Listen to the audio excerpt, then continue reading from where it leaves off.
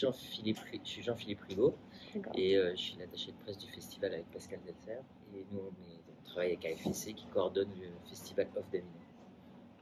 Donc moi, Pascal Delfer, avec Jean-Philippe Rigaud, ça fait une petite dizaine d'années qu'on est, on va dire, responsable du service de presse du festival Off, géré par l'association AFC. Ouais.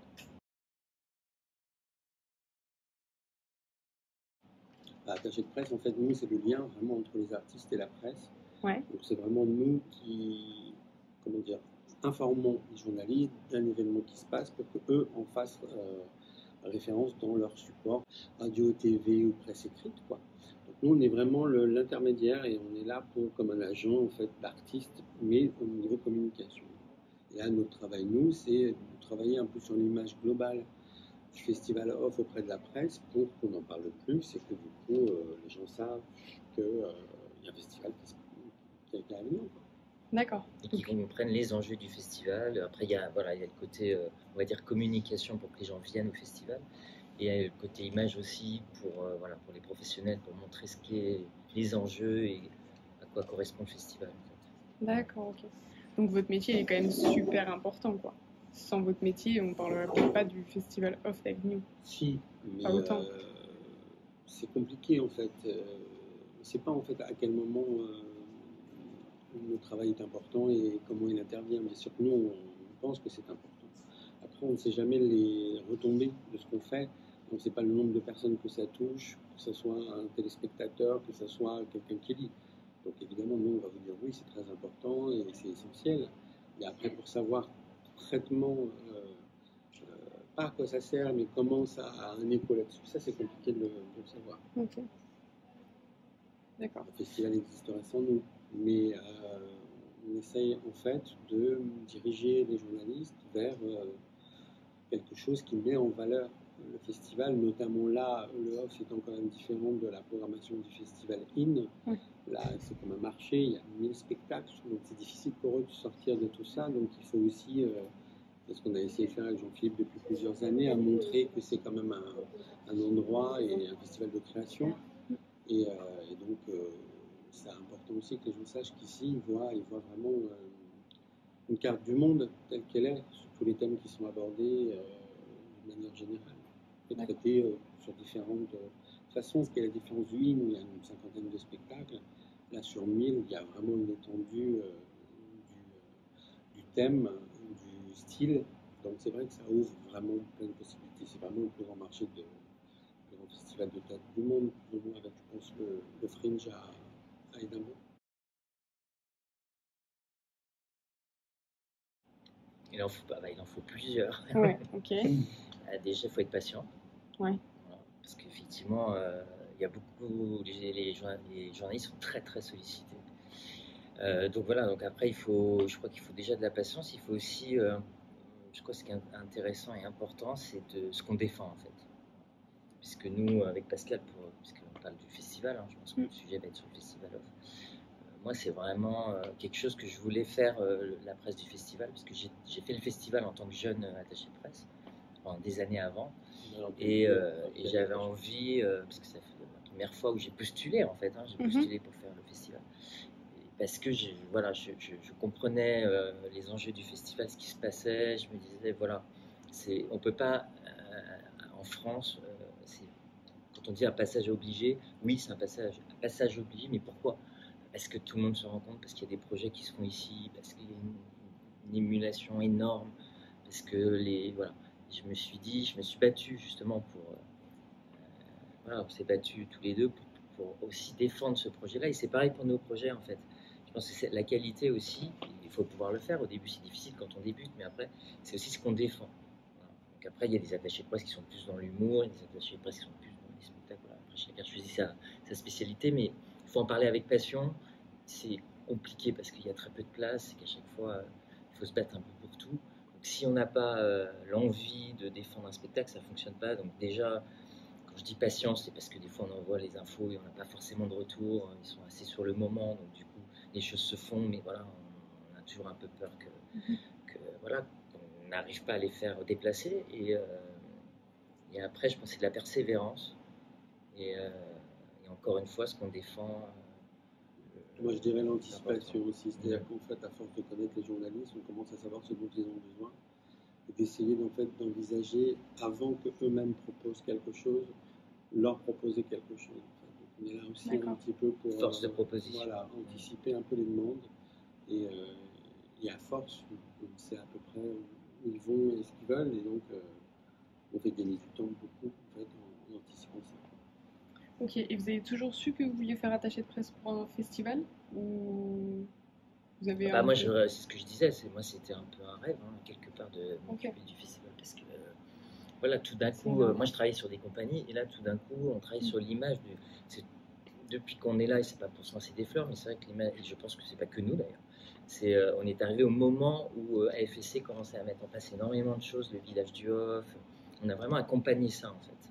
La professionnalisation, on met en place des ateliers, on essaie d'aider les compagnies. Donc en fait, on était en phase avec ce que moi je voulais faire et ce que Pascal voulait faire et ce que AFSC nous a proposé, les outils qu'ils ont mis en place en fait. Donc c'est génial parce que ça s'est bien goupillé en fait. Parce que moi, effectivement, quand j'ai postulé pour le festival, quand je voyais les articles de presse, c'était à chaque fois toujours le même.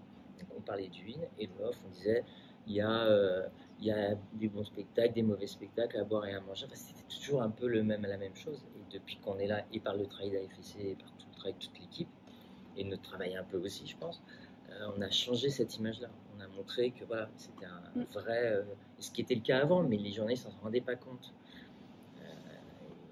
Que c'était voilà, un vrai vivier. Là, on a quand même 900 créations. Je pense que c'est le plus grand théâtre d'auteurs vivants. Enfin, voilà, c'est vraiment. Pendant 3 semaines, on ne fait que parler, manger, respirer théâtre, en fait.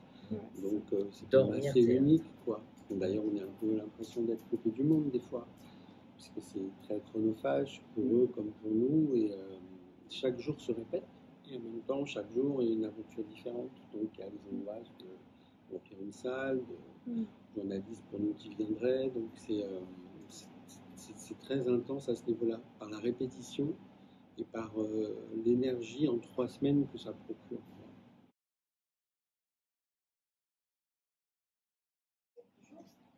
Bah, comment si je réfléchirais. Je pense que commencer maintenant, en toute honnêteté, c'est beaucoup plus dur qu'il y a une vingtaine d'années, ou voire plus pour moi, quand on a commencé. L'importance de la presse était plus importante que maintenant. Je parle de la critique, par exemple. Donc c'est vrai que on n'est pas engagé pour la même chose maintenant, et ça dépend pour qui on travaille, pourquoi on travaille, et il faut avoir envie d'aimer ce qu'on défend. On est un peu des commerciaux, entre guillemets, même si on vend du rêve et que c'est pas quelque chose qui est lié à l'argent. Il faut qu'on croie à ce qu'on défende parce qu'il n'y a que comme ça que ça fonctionne. Et c'est sûr que notre crédibilité se développe aussi, et les journalistes nous font confiance parce que tout d'un coup, on leur dit bah, regarde, s'il se passe quelque chose, ça serait bien que tu viennes voir. Et ils nous font confiance, même des fois, nous, sans savoir de quoi ils vont parler, entre guillemets. C'est-à-dire qu'en fait, c'est vraiment un échange de confiance qui s'établit entre eux et nous. Donc voilà, en fait, je pense qu'il faut du temps, il faut de la patience, en effet, comme tu l'as dit, se construire un carnet d'adresses, et surtout savoir que la situation de la presse est compliquée, que tout est réduit, normalement tout ce qui est culture est réduit. Après, il peut y avoir des attachés de presse dans plein de secteurs, mais c'est toujours lié aux médias. Donc c'est vrai que les médias, ça s'est quand même vraiment bien cassé la gueule, et surtout maintenant c'est les réseaux, c'est beaucoup. Les réseaux sociaux ont pris un peu trop d'importance par rapport à la presse, malheureusement. Oui, en fait, c'est un métier de réseau, donc forcément, on met beaucoup de temps à faire son réseau, en fait. Enfin voilà, en général, ça peut être 7 ans, mais moi, je lui conseillerais plutôt de travailler, parce qu'au départ, c'est très difficile de travailler sur ce qu'on aime, finalement, parce que ça peut arriver, mais il y a une question de budget, il y a une question, enfin voilà, faut avoir une réputation un peu. Moi, je conseillerais plutôt de se rapprocher d'attachés de presse un peu confirmés, parce que moi, c'est ce qui s'est passé, en fait. À un moment donné, il y avait certains attachés de presse qui me montraient un tel, ah bah tiens, lui il travaille au Parisien, lui, parce qu'on ne les connaissait pas physiquement en fait, donc il faut essayer, c'est comme tout hein, dans ce métier, que ce soit comédien, metteur en scène, c'est les rencontres. Donc il faut aller voir des spectacles, il faut rencontrer les metteurs en scène, il faut qu'il y ait un rapport de confiance. Quand on n'a pas de réputation, entre guillemets, au début c'est difficile, donc peut-être commencer à travailler avec quelqu'un qui est déjà un peu installé, et puis après faire voilà, son trou, comme on dit, mais il durait parce que moi j'ai vu pas mal de jeunes essayer de faire ce métier et qui ont, parce que c'est un métier qui est difficile, qui peut être ingrat aussi quand Et ça surtout, marche et voilà, c'est. Surtout avec le festival à Avignon, quoi, où il y a Oui. beaucoup de choses à promouvoir. Bien sûr, bien sûr. On ne fait pas la promotion des 1000 spectacles qui sont programmés et en même temps, c'est un peu l'impression que ce qu'on voudrait qu'on nous fasse faire. Je parle pour les compagnies. Donc c'est vrai que c'est une responsabilité qui est pas simple parce qu'on voudrait que chacun de chaque compagnie puisse avoir au moins des retombées, avoir un article, avoir 2 articles. Et en même temps, c'est un métier puisque la plupart des compagnies viennent ici sans attaché de presse. Donc c'est vrai que les attachés de presse permettent de gagner du temps, logiquement, et comme on sait comment ça fonctionne, d'avoir plus de retombées très rapidement. Après, pour la jeune compagnie, c'est sûr qu'ils ne comprennent pas obligatoirement toujours l'intérêt d'en avoir un, et en même temps, ils se rendent compte ici aussi que là, c'est un métier. Et qu'on ne peut pas claquer des doigts comme ça et se dire qu'on va avoir un papier, même si il y a aussi des rencontres et que les journalistes viennent ici sans des fois savoir ce qu'ils vont aller voir, et que c'est au gré d'un tractage, que c'est au gré d'une rencontre avec quelqu'un qui vont décider d'aller voir le spectacle. Donc c'est plus complexe que ça.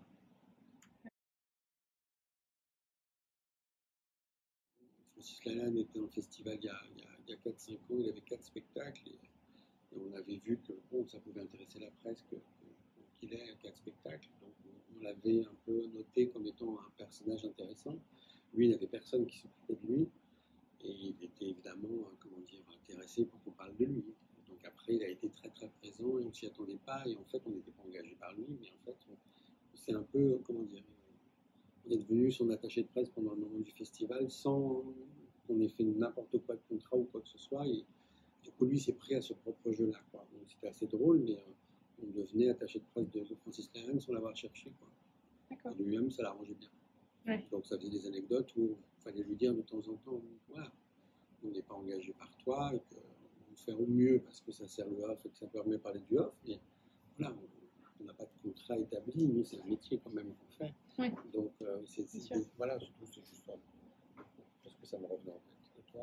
Et moi, on m'a déjà posé la question et en fait, c'est des métiers de détail et tout. Et j'ai pas une anecdote, j'ai des moments que j'ai vécu avec les artistes, c'est plutôt des moments de joie quand on arrive à décrocher quelque chose. Parce que moi, j'aime bien travailler avec les compagnies émergentes. Donc, c'est pas des anecdotes de folie, voilà, mais c'est vrai que quand on arrive à décrocher un article dans un média important pour une compagnie qui débute, on fait favoriser notre réseau et du coup, c'est hyper gratifiant. Et voilà, c'est pas vraiment une anecdote marrante, mais après, oui, des bourdes, on en fait toujours, mais qui sont voilà, un peu tout. Enfin, voilà, par exemple, on veut répondre à une compagnie, puis on met le journaliste en copie.